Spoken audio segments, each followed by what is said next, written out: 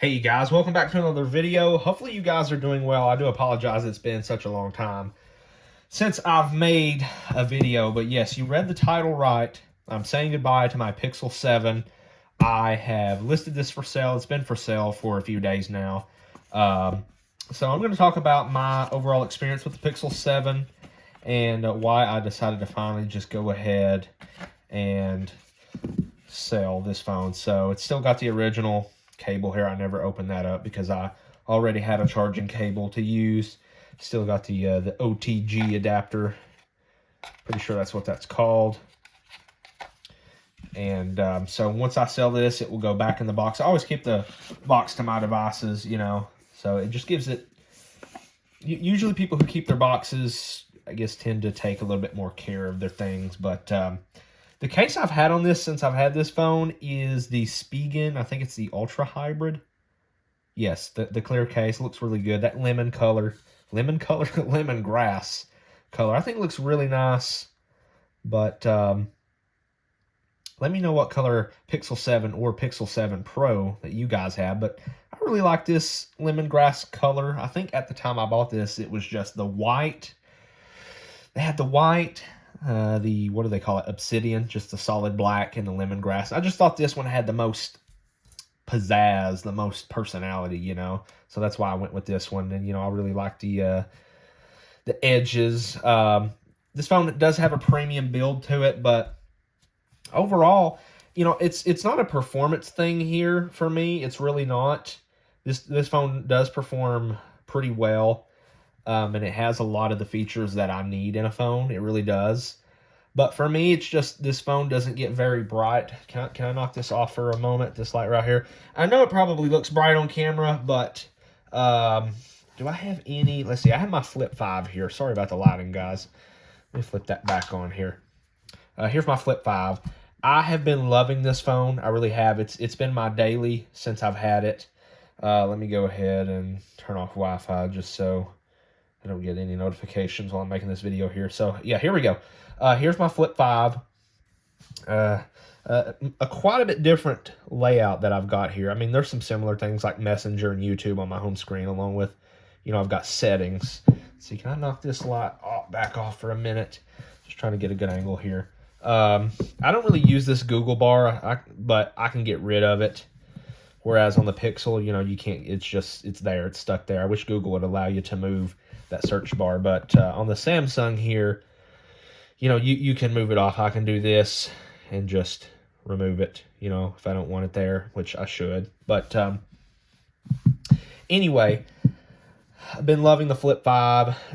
You know, just my biggest complaint overall about the Flip 5 is just battery life. But, you know, I can deal with it. Overall, flip phones are still somewhat of a new-ish thing, but just the battery life. But I can deal with it. It doesn't have the most fast charging. I think it's 25 watt, and I have a 30 watt Ugreen charger. But anyway, let's take a look at these brightnesses here. You know, I'm getting off track. The Pixel is maxed out. Now, the thing about the Pixel, there is a feature on the Flip that I really wish the Pixel had, and that's the extra bright setting on the Galaxies. I wish Google would make a switch to where you could force and maybe I have the wrong idea here, but on the Galaxies, the extra bright setting really does make, for me, a huge difference, okay? I wish Google would bring that to the Pixel devices. So, it would just, I think, make a world of difference. But anyway, that one's on full brightness. Let's do this. Crank that. It's going to offer me to do adaptive brightness. Wait, no, we're not fully maxed out. There we go. Now, I don't know if you guys will be able to see that on camera, but that, to me, even in person here, that is a huge difference. The Galaxy is just much more punchy. You know, my camera might be blowing. It's probably blowing it out of proportion. Can I speak English? I'm filming on my iPhone. So, yeah, it's probably not really going to show. But I can promise you guys the Galaxy is just much more punchy. Okay? Let me. So if we look here at my Galaxy, when I'm in the house, oh, what happened there? I can usually set my brightness, well, down here. Let's see. Right there is a pretty good brightness to me. So look at where that is on the slider, on the brightness slider on the Galaxy. You know, right there. That I can see that pretty well. You know, to do what I need to do. Okay, right there. Now for the Pixel, look at this. Even if we do half brightness, that's just an issue on the Pixel. That's just so damn. That's as close to like half brightness as I can get it.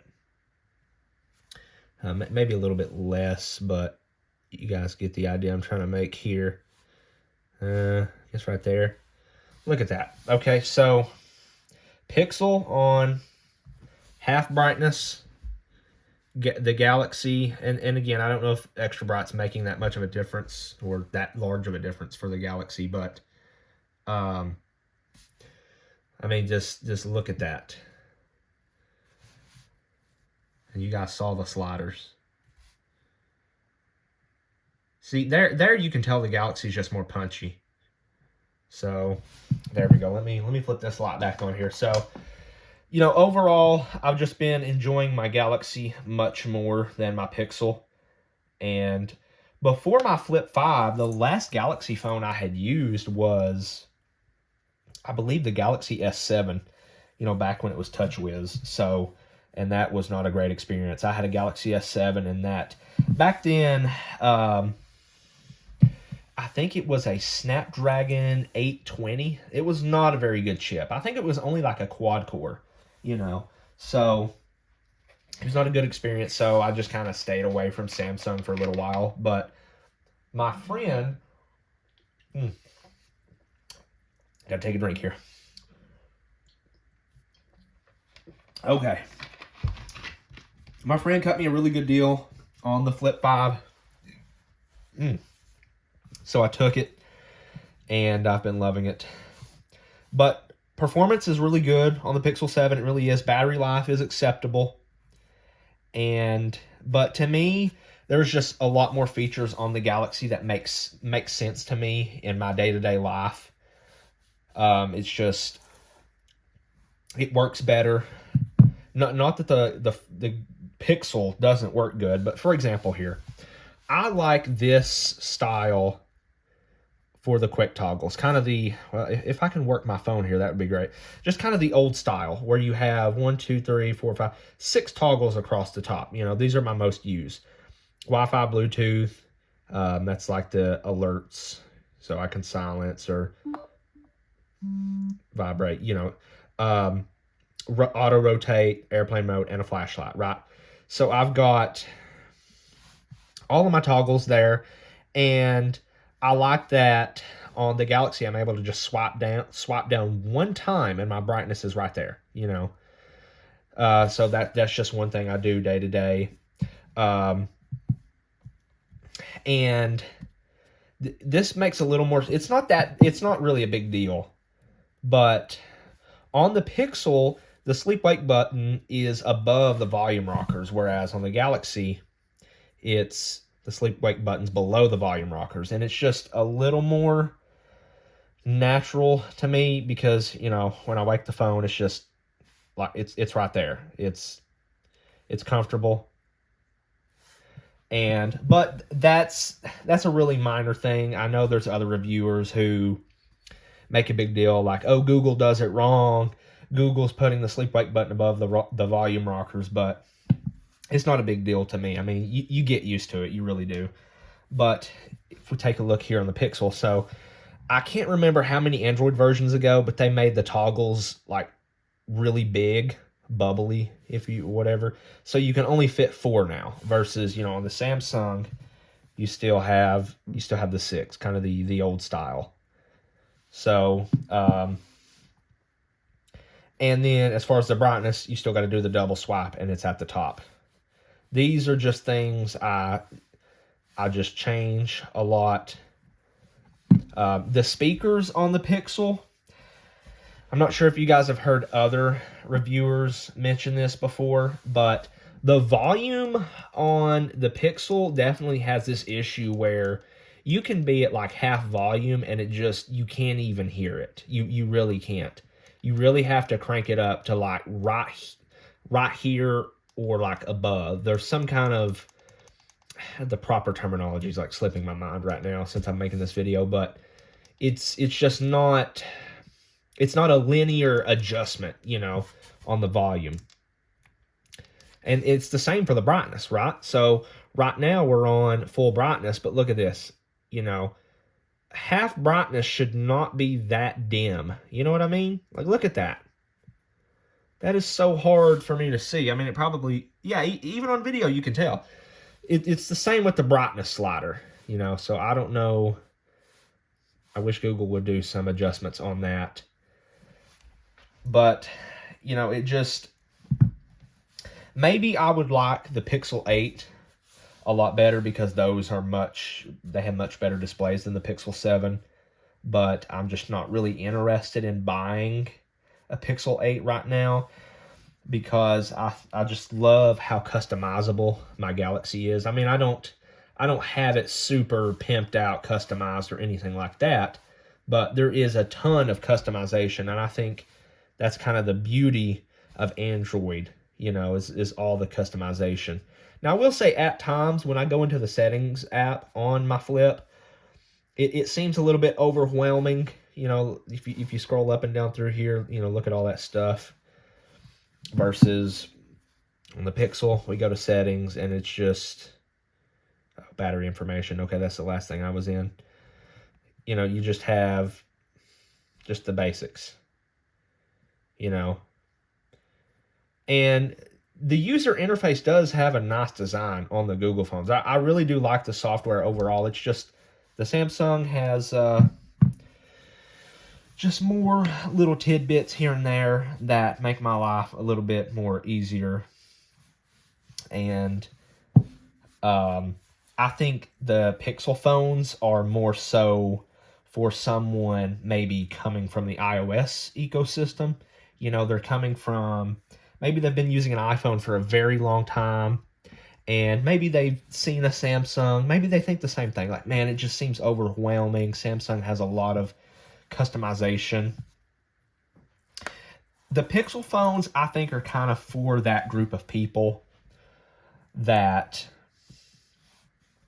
are coming over from an iPhone, or and the Pixels really do, they really do pack a punch. I mean, even the newer ones with the price increase, I think are very good options because Google has put them on sale a lot since launch. I mean, I think even right now, the Pixel 8 is $549. I'm not sure if the Pro is on sale.